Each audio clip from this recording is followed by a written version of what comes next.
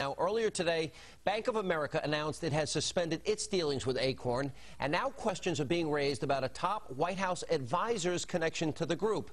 Now, the director of the White House Office of Political Affairs, Patrick Gaspard, is said to be closely affiliated with ACORN, and according to the American Spectator, he previously worked as the political director for none other than Bertha Lewis, who is now the chief organizer of ACORN. Sounds like ACORN has somebody on the inside of the White House. Now, there's a real comforting thought. Joining me now with reaction to all of this, a rare in-studio appearance, Indiana Congressman Mike Pence. Congressman, what brings you to New York? Good to see you. Thanks, Sean. Just up here visiting some friends and excited to be in the studio with you. Well, we appreciate it. First of all, you know, Obama also, we forget this part of it, the story. He gave $800,000 for the Get Out the Vote effort by ACORN. He was the lawyer for ACORN. Right. You know, he wouldn't commit to cutting off funding for ACORN. Even the House and Senate did both those things. Do you think they'll still try to backdoor money to them?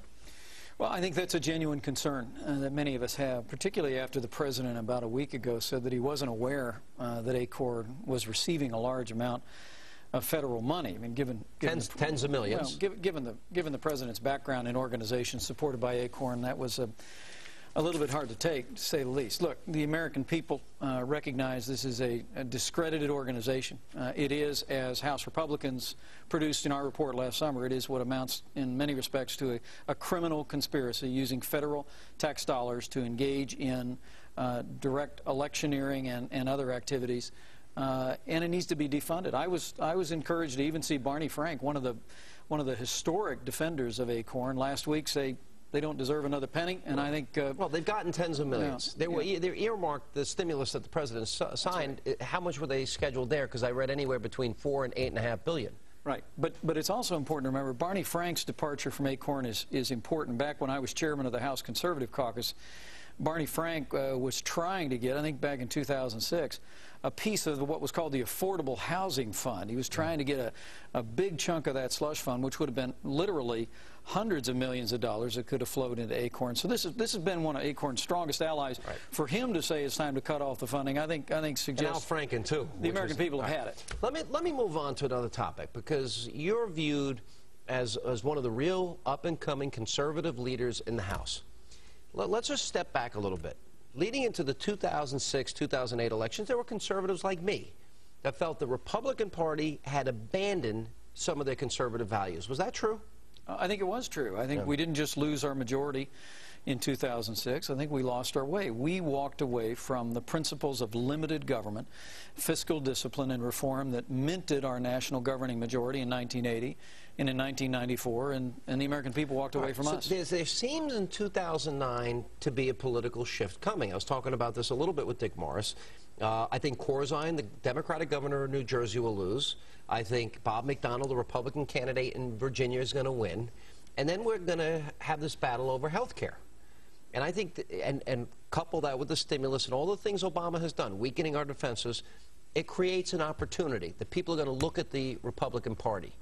Now, I have my ideas, and I'll get to them in a second. What do you think the Republicans should do if they want to regain control of the House and get rid of Nancy Pelosi? Well, I think the first thing we need to do is you know, Winston Churchill said the purpose of the opposition is to oppose every time principle demands. And you've seen Republicans since the first of this year, every single House Republican voted against that so-called stimulus bill. Every single House Republican voted against the president's budget. Almost all of us opposed the cap and trade bill, and I think every single House Republican is going to vote against his health care bill. So I think first we've got to provide that opposition to these government takeovers, to the borrowing, spending, and bailout that's driving people to town hall meetings and drove over 1 million people here to Washington, D.C. But secondly, after you oppose, you do have to propose. And I will assure you, if people go to GOP.gov, they can see the solutions that have been developed on all the issues I just mentioned. But come next year, just watch. House Republicans are going to steal a playbook from the past. We're going to offer the American people a bright line contrast of agendas with the big government liberalism of this administration. I think the Republicans ought to go back to what got them into power and go back to their Reagan conservative roots. You bet. And for example, there are people out there saying there's not a dime's worth of difference between the two parties. You keep hearing that. A pox on all their houses, all that sort of thing. And in some instances, they're right, I believe. I think some Republicans don't get it. Olympia Snowe, Susan Collins, until he left, Arlen Specter.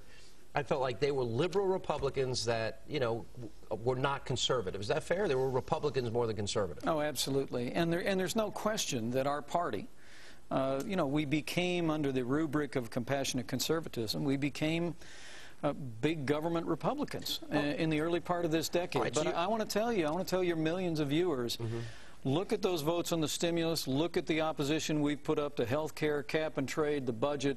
Republicans are coming back to our roots of fiscal discipline and reform. See, that's where this argument that there's not a lot of difference. I think on the stimulus, on cap and tax, on the budget, on defense, on health care, I think there are vast differences. You're right. I have been calling for Republicans to go back to a contract. Here's my contract. The party of national defense and national security. You're not going to negotiate without preconditions with Ahmadinejad, the Holocaust denier. You're going to keep our country safe. We're going to win the war in Iraq and Afghanistan. Fiscal responsibility, balanced budgets, energy independence, secure borders, free market solutions for health care and education. Sign, put your name on a dotted line and promise to the American people you'll do those Reagan conservative things. Would that win? Well, I believe it would, and I believe it will. You know, Ronald Reagan, after the, after his defeat in the primary in '76, he stood up in front of that convention, Sean, and said the same thing you just said. He said, we cannot paint with pastels, we need to paint with bold colors. 1975 CPAC, no pale pastels, but bold colors. Yeah, the point is, Republicans have to offer the American people a choice, not an echo next year, and I believe we will. But right now, I want to tell you, you said something a little bit earlier. You said that we'd see these elections in Virginia that might go a Republicans' way, and New Jersey the same, and then health care. Stay tuned, Sean. The word we're getting on Capitol Hill is that Democrats would like to send this massive government takeover of health care to the president's desk even before those elections. And Americans who are looking in tonight ought to be aware now is not the time to come off the accelerator. We need to stay engaged. Well, they've had the lowest poll numbers that they've ever had, right. And so they're also talking about the nuclear option. They're going to ram it down the American people's throat, even though it has the lowest approval rating to date. That's why we're pushing right now a 72-hour waiting period on all legislation.